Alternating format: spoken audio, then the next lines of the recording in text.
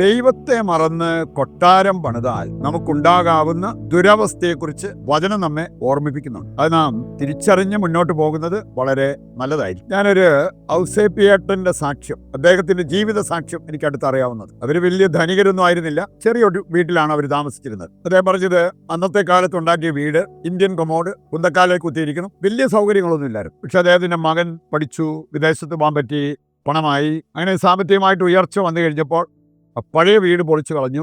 അതിൻ്റെ സ്ഥാനത്ത് നല്ല സൗകര്യമുള്ള മറ്റൊരു വീട്. പക്ഷേ ഈ ഔസേപ്പിയേട്ടൻ പറഞ്ഞൊരു കാര്യമുണ്ട്, അച്ഛാ, പഴയ വീട്ടിലിരുന്ന് പ്രാർത്ഥിച്ചപ്പോൾ കിട്ടിയ സുഖം എനിക്ക് പുതിയ വീട്ടിൽ കിട്ടിയില്ല. പഴയ വീട്ടിൽ കിടന്നുറങ്ങിയപ്പോൾ എനിക്ക് കിട്ടിയ ആ ഒരു സുഖം പുതിയ വീട്ടിൽ കിടന്നപ്പോൾ എനിക്കുണ്ടായില്ല. ഒരു കാര്യം എനിക്ക് മനസ്സിലായി, ജീവിത സൗകര്യങ്ങൾ വർദ്ധിക്കുന്നതല്ല യഥാർത്ഥത്തിൽ നമുക്ക് സന്തോഷവും സമാധാനവും അങ്ങനെയുള്ള കാര്യങ്ങളൊക്കെ നൽകുന്നത്. ഈ വ്യക്തിക്ക് പഴയതിൻ്റെ 3 ഇരട്ടി സൗകര്യം വന്നിട്ടും അദ്ദേഹം പറയാണ്, പഴയ വീട്ടിൽ കിട്ടിയ ഇക്കാര്യങ്ങൾ എനിക്ക് പുതിയ വീട്ടിൽ കിട്ടിയില്ല. അതുകൊണ്ടാണ് ഞാൻ പറഞ്ഞത്, ദൈവത്തെ മറന്ന് കൊട്ടാരം പണിയുന്നത് അത് ചിലപ്പോൾ നമുക്ക് നന്മ വരുത്തിയെന്ന് വരില്ല. എനിക്കറിയാവുന്ന ചില കുടുംബങ്ങൾ 4000 സ്ക്വയർ ഫീറ്റ് 5000 സ്ക്വയർ ഫീറ്റ് ഉള്ള വീട് പണി. അതെല്ലാം അങ്ങനെ പണിയുമ്പോൾ വീട്ടുകാരെല്ലാവരും അവരവരുടെ സൗകര്യങ്ങളെല്ലാം നോക്കി. വേണേ 2 മക്കള് അവർക്ക് സിറ്റ് ഔട്ടോട് കൂടി, പിന്നെ സെൽഫ് കണ്ടെയ്ൻഡ് റൂം, അതെല്ലാം അവർ പറഞ്ഞു. അതെല്ലാം പ്ലാനിങ്ങിലുണ്ടായിരുന്നു. അമ്മ കിച്ചന്റെ കാര്യവും അതുപോലെ വർക്ക് ഏരിയയും എല്ലാം അവിടെ എന്തെല്ലാം വേണം. ഭർത്താവ് വേണമെങ്കിൽ വീട്ടിൽ പ്രൈവറ്റായിട്ട് ഒരു ബാർ ഉണ്ടാകുന്ന കാര്യം, അതുമായി ബന്ധപ്പെട്ട കാര്യങ്ങളെല്ലാം ശ്രദ്ധിച്ചു. പക്ഷെ ഇവരുടെ ആരുടെയും മനസ്സിലേക്കോ തലയ്ക്കകത്തൂടെയോ ഒരു കാര്യമൊന്നും പോയില്ല. നമുക്ക് ഏതായാലും ഇത്രയും വലിയ വീട് പണിയുന്നതല്ലേ, ഒരു കൊച്ചു മുറി നമുക്ക് പ്രാർത്ഥനാ മുറിയായിട്ട് വെക്കാം. അങ്ങനെ ഒരു അസൈൻഡ് പ്ലേസ് അതേക്കുറിച്ച് ചിന്തിക്കാതെ കൊണ്ട് വീട് പണിതവരുണ്ട്. പ്രിയപ്പെട്ടവരെ, അവിടെ കർത്താവിന് കൊടുത്തിരിക്കുന്ന സ്ഥാനം എന്താണ് എന്നുള്ളത് നമ്മൾ തിരിച്ചറിയാം. ചിലര് വലിയ കൊട്ടാരം പണിതാലും കർത്താവിന് കിട്ടിയിരിക്കുന്ന സ്ഥാനമാണ് വരാന്ത. അവിടെ ഒരു തിരുഹൃദയത്തിന്റെ രൂപം വെച്ചിട്ടുണ്ട്. പിന്നെ ഒരു ഗുണമുണ്ട് കേട്ടോ, സന്ധ്യയാകുമ്പോൾ കഥ അടച്ചാൽ കർത്താവ് പുറത്തും നമ്മളതും. നമ്മുടെ ഈ അകത്ത് കാണിക്കുന്ന കാര്യങ്ങളൊന്നും കർത്താവ് ഇല്ലല്ലോ എന്ന് വേണേ വിചാരിക്കാം. ഒരു കാര്യം, നമ്മൾ വീട് പണിയുമ്പോഴും മക്കളെ വിവാഹം ചെയ്ത് കൊടുക്കുമ്പോഴൊക്കെ ദൈവത്തെ അറിഞ്ഞ് ദൈവത്തെ മാനിച്ച് ജീവിക്കാൻ പറ്റുന്ന, അത് ചെയ്യാൻ പറ്റുന്നുണ്ടെങ്കിൽ അവിടെയെല്ലാം ദൈവത്തിന്റെ വലിയ അനുഗ്രഹം നമ്മുടെ ജീവിതത്തിന് ഉണ്ടാവും. ഈ കാര്യം മനസ്സിൽ വെച്ചുകൊണ്ട് നമുക്ക് ഏതാനും ചില കാര്യങ്ങൾ മനസ്സിലാക്കിയിരിക്കാം. ഒന്നാമത്തെ കാര്യം, ദൈവത്തിലേക്ക് നോക്കിയാൽ, യേശുവിലേക്ക് നോക്കിയാൽ നമ്മൾ കാണുന്നത് യേശു കൂടാരമടിച്ചവനാണ്, കൊട്ടാരം പണിതവനല്ല. കൊട്ടാരം പണി ശ്രദ്ധിച്ചവനല്ല, കൂടാരമടിച്ചവൻ. ഏതാനും വചനങ്ങൾ എടുക്കുമ്പോൾ നമുക്ക് കാണാൻ സാധിക്കും. യോഹന്നാൻ 1:14, വചനം മാംസമായി നമ്മുടെ ഇടയിൽ കൂടാരമടിച്ചു. സർക്കസുകാരൊക്കെ കൂടാരമടിക്കുന്നത് ഇത് കഴിയുമ്പോഴേ അവർക്ക് പറിച്ച് അടുത്ത സ്ഥലത്തേക്ക് പോകാം. മത്തായി 1:23, ഇമ്മാനുവൽ എന്ന് പറഞ്ഞാൽ ദൈവം നമ്മോടുകൂടെ കൂടാരമടിച്ചു. ഫിലിപ്പിയർ 3-ാം 20-ാമത്തെ വചനം പറയുന്നുണ്ട്, നമ്മുടെ പൗരത്വം സ്വർഗത്തിലാണ്, ഈ ഭൂമിയിലല്ല. നമ്മുടെ പൗരത്വം സ്വർഗത്തിലാണ്. അതുകൊണ്ട് തന്നെ ആ സ്വർഗത്തിൽ പൗരത്വം കിട്ടാനുള്ള ലൈഫ് സ്റ്റൈലിൽ ഈ ഭൂമിയിൽ നമുക്ക് ജീവിക്കാൻ പറ്റണം. മത്തായി 16:26 കൂടി എടുക്കുമ്പോൾ അവിടെ പറഞ്ഞിരിക്കുന്നത്, അവിടെ പള്ളിയിലിരിക്കുമ്പോൾ മാത്രമല്ല, ബാത്റൂമിലിരുന്നാലും ചന്തയ്ക്ക് പോയാലും എല്ലാം, പാർട്ടിക്ക് പോയാലും എല്ലാം നമ്മുടെ ഹൃദയത്തിൽ മുഴങ്ങിക്കൊണ്ടിരിക്കേണ്ട ഒരു വചന സന്ദേശം. ഒരുവൻ ലോകം മുഴുവൻ നേടിയാലും അവൻ്റെ ആത്മാവ് നഷ്ടമായാൽ അവൻ എന്തു നേടി? അതുകൊണ്ട് നമ്മുടെ ആത്മരക്ഷ മറന്ന് ഒരു കാര്യത്തിലേക്കും പോകരുത്. നമുക്ക് ഏതാനും ചില വചനഭാഗങ്ങൾ കൂടി എടുക്കുമ്പോൾ ഈ ഒരു കാര്യം കുറച്ചുകൂടി ആഴത്തിൽ നമുക്ക് പഠിക്കാൻ പറ്റും. യേശുവിനെ കുറിച്ച് പറയാവുന്നത് കിങ് ഓഫ് കിങ്, രാജാക്കന്മാരുടെ രാജാവ്. ഈ രാജാവ് യാത്ര ചെയ്തത് കഴുതപ്പുറത്താണ്. സാധാരണ രാജാക്കന്മാരൊക്കെ കുതിരപ്പുറത്താണ്. ലൂക്കാ 19:35 നമ്മൾ കാണുന്നത് ഒരു കഴുതപ്പുറത്ത് തുണിയിട്ട് യേശുവിനെ അതിന്റെ മുകളിൽ കയറ്റിയിരുത്തുന്നതാണ്. വീണ്ടും നമ്മൾ കാണുന്നുണ്ട് 2 കൊരിന്തോസ് 8-ാം 9-ാമത്തെ വചനം, സകലത്തിന്റെയും ഉടയവനായ കർത്താവ് യേശു, അവൻ നമുക്ക് വേണ്ടി ദരിദ്രനായി, തന്റെ ദാരിദ്ര്യത്തിലൂടെ നമ്മളെ സമ്പന്നരാക്കാൻ. നമ്മുടെയൊക്കെ ശ്രദ്ധ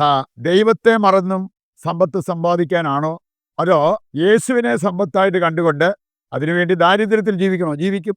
അങ്ങനെ പറയാൻ നമുക്ക് മനസ്സ് വരുന്നുണ്ടോ? വീണ്ടും നമ്മൾ ക്രിസ്ത്യാനികൾ പ്രതീക്ഷിക്കേണ്ടതായ ചില കാര്യങ്ങൾ ദൈവവചനം കൃത്യമായിട്ട് നമ്മളെ ഓർമ്മിപ്പിക്കുന്നുണ്ട്. ഞാൻ ക്രിസ്ത്യാനിയാണ്, അതുകൊണ്ട് തന്നെ ലൗകികരായി ചിന്തിക്കുന്നവരെ പോലെ അല്ല ഞങ്ങൾ ചിന്തിക്കേണ്ടത്, അവരെ പോലെ അല്ല നമ്മൾ പ്രതീക്ഷിക്കേണ്ടത്. മർക്കോസ് 10-ാം അതിൻ്റെ 38-ാമത്തെ വചനം നമ്മളെ ഓർമ്മിപ്പിക്കുന്നുണ്ട്. അവിടെ പറഞ്ഞിരിക്കുന്ന ഒരു കാര്യം, യേശു സബദീപുത്രന്മാരോട് ചോദിച്ചൊരു ചോദ്യമാണ്, ഞാൻ കുടിക്കുന്ന അതേ പാനപാത്രം കുടിക്കാൻ നിങ്ങൾക്ക് കഴിയുമോ? യേശുവിൻ്റെ പീഡാസഹനത്തിൽ സന്തോഷത്തോടെ പങ്കുചേരേണ്ടവരാണ് ദൈവമക്കൾ. അങ്ങനെയുള്ളവരാണ് മഹത്വത്തിലേക്ക് പിന്നീട് പ്രവേശിക്കുക.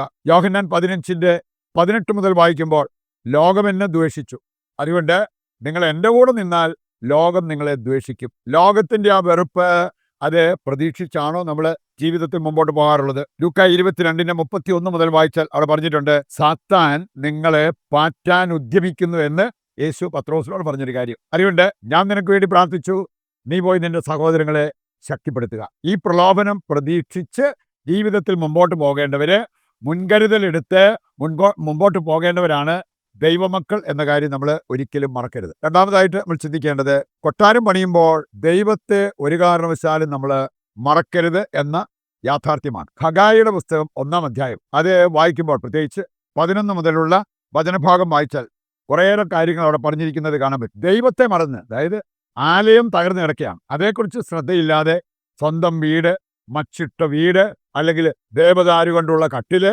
ഇതെല്ലാം ഉണ്ടാക്കി അതേ കിടക്കണം. അങ്ങനെ സ്വന്തം വീടിനെ കുറിച്ച് വ്യഗ്രത കാണിച്ചവര്, അവർക്കുണ്ടാകാവുന്ന അവസ്ഥയെക്കുറിച്ച് വചനം പഠിപ്പിക്കുന്നുണ്ട്. നിങ്ങൾ ഏറെ വിതയ്ക്കും, അല്പം മാത്രം കൊയ്യും. നിങ്ങൾ ഭക്ഷിക്കും, പാനം ചെയ്യും, പക്ഷെ നിങ്ങൾക്ക് തൃപ്തി വരത്തില്ല. നിങ്ങൾക്ക് കൂലി കിട്ടും, പക്ഷെ അത് ഇട്ടത് ഓട്ടപാത്രത്തിൽ ഇട്ടതുപോലെ. നിങ്ങൾ പുതച്ചു കിടക്കും, പക്ഷെ നിങ്ങളുടെ കുളിര് മാറത്തില്ല. 7 പുതപ്പെട്ട് പുതച്ചാലും നിങ്ങളുടെ കുളിര് മാറില്ല. നിങ്ങൾക്ക് വേണ്ടി മഞ്ഞ് പെയ്യത്തില്ല, അതുപോലെ തന്നെ ഭൂമി വിളവ് നൽകത്തില്ല. ഇങ്ങനത്തെ അവസ്ഥകളൊക്കെ നിങ്ങളുടെ ജീവിതത്തിൽ ഉണ്ടാകാം എന്നുള്ളത് ഈ വചനഭാഗം നമ്മെ ഓർമ്മിപ്പിക്കുന്ന കാര്യമാണ്. അവസാനമായി നമ്മൾ ചിന്തിക്കുന്നത്, ദരിദ്രരെ ചൂഷണം ചെയ്ത് അങ്ങനെ സമ്പത്തി ശേഖരിച്ച് കൊട്ടാരം പണിതാൽ എന്ത് സംഭവിക്കാം? പ്രഭാഷകൻ 21:8, അന്യന്റെ പണം കൊണ്ട് വീട് പണിയുന്നവൻ സ്വന്തം ശവകുടീരത്തിനുള്ള കല്ല് ശേഖരിക്കുന്നവനെ പോലെയാണ്. ജോബ് 20:19 മുതൽ വായിക്കുമ്പോൾ, താൻ പണിയാത്ത വീട്, മറ്റൊരാൾ പണിത വീട് അവൻ പിടിച്ചെടുത്തു. ഇനി അങ്ങനെ പിടിച്ചെടുത്തിട്ട് ആ വീട്ടിൽ കിടന്നാൽ നീ ഭക്ഷണം കഴിച്ചാലും അത് ഉദരത്തിൽ ചെല്ലുമ്പോൾ വിഷമായിട്ട് മാറും. നീ ഇരുമ്പായുധത്തിൽ നിന്ന് രക്ഷപ്പെട്ടാലും പിച്ചള ആയുധം നിനക്ക് നേരെ വരും എന്ന് പറഞ്ഞാൽ, അങ്ങനത്തെ ദുരവസ്ഥകൾ നിന്റെ ജീവിതത്തിൽ ഉണ്ടാകാം. ആമോസ് 5:11 മുതൽ വായിക്കുമ്പോൾ, ദരിദ്രരെ വഞ്ചിച്ച് മാളിക പണിത് അതിൽ വസിക്കാൻ നോക്കിയാൽ നീ അതിൽ വസിക്കത്തില്ല, അതിനു മുമ്പ് നീ മരണപ്പെടും എന്നാണ് ദൈവവചനം നമ്മെ ഓർമ്മിപ്പിക്കുക. ഇക്കാര്യങ്ങൾ ഹൃദയത്തിലേക്ക് ഏറ്റെടുത്തുകൊണ്ട് നമുക്ക് നേരായ മാർഗത്തിൽ ജീവിക്കാൻ തീരുമാനമെടുക്കാം. വീട് ചെറുതാണേലും നമുക്ക് ദൈവകൃപയിൽ ജീവിക്കാൻ സാധിച്ചാൽ അതാണ് നമുക്ക് സന്തോഷവും സമാധാനവും നൽകുന്നത്. ഒരു കോമൺ നിയോഗമായിട്ട് നമ്മൾ ഇന്ന് വയ്ക്കുന്നത്, ധനമോഹികളുടെ മാനസാന്തരം. നിന്റെ ജീവിതം കർത്താവിന് ഫലമേൽപ്പിക്കുക, അവിടുന്ന് നിന്നെ നോക്കിക്കൊള്ളും എന്നരുൾ ചെയ്ത ദൈവമേ, ഞങ്ങളെയും ലോകം മുഴുവനെയും ഇന്നത്തെ ഞങ്ങളുടെ എല്ലാ വ്യാപാരങ്ങളെയും ഞങ്ങൾ അങ്ങയുടെ തിരുഹൃദയത്തിൽ പ്രതിഷ്ഠിക്കുന്നു. ഞങ്ങൾ ഇന്ന് നേരിടുന്ന എല്ലാ പ്രയാസങ്ങളിലും പ്രതിസന്ധികളിലും അങ്ങ് ഇടപെടണമേ. ഞങ്ങളുടെ എല്ലാ പ്രശ്നങ്ങൾക്കും പരിഹാരം അങ്ങാണെന്നും അങ്ങിലാണെന്നും യേശുവേ നാഥ ഞങ്ങൾ ഏറ്റുപറയുന്നു. ഇന്ന് ഞങ്ങൾ ധ്യാനിച്ച വചന വെളിച്ചത്തിൽ ഞങ്ങളുടെ ജീവിതം നവീകരിക്കാനും പുനരാരംഭിക്കാനും ഞങ്ങൾക്ക് വരമരുളണമേ. ഞങ്ങളുടെ ആവശ്യങ്ങൾ നിറവേറ്റി തരണമേ. ഞങ്ങളെ പാപത്തിൽ വീഴാതെ കാക്കണമേ. ആമേൻ. ഇന്നത്തെ നമ്മുടെ എല്ലാ ആവശ്യങ്ങളെയും കർത്താവിന്റെ കരങ്ങളിൽ ഏൽപ്പിച്ചുകൊണ്ട് താഴ്ന്ന സ്വരത്തിൽ ദൈവത്തെ സ്തുതിച്ചുകൊണ്ട് ദിവ്യകാരുണ്യത്തിന്റെ ആശീർവാദം സ്വീകരിക്കുവാൻ നമുക്കൊരുങ്ങാം. യേശുവേ നന്ദി. Hallelujah, hallelujah, hallelujah, hallelujah.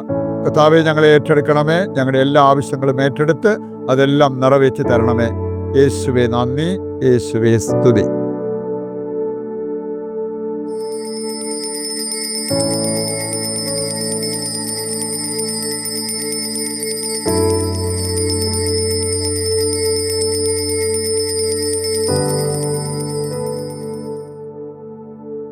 പരിശുദ്ധ പരമ ദിവ്യകാരുണ്യത്തിന് എന്നേരവും ആരാധനയും സ്തുതിയും പുകഴ്ചയും ഉണ്ടായിരിക്കട്ടെ. മറ്റൊരു എപ്പിസോഡുമായിട്ട് വീണ്ടും നമുക്ക് നാളെ ഒന്നിക്കാം. ഈശോ മിശിഹായ്ക്ക് സ്തുതിയായിരിക്കട്ടെ. ദൈവം നിങ്ങളെ സമൃദ്ധമായി അനുഗ്രഹിക്കട്ടെ.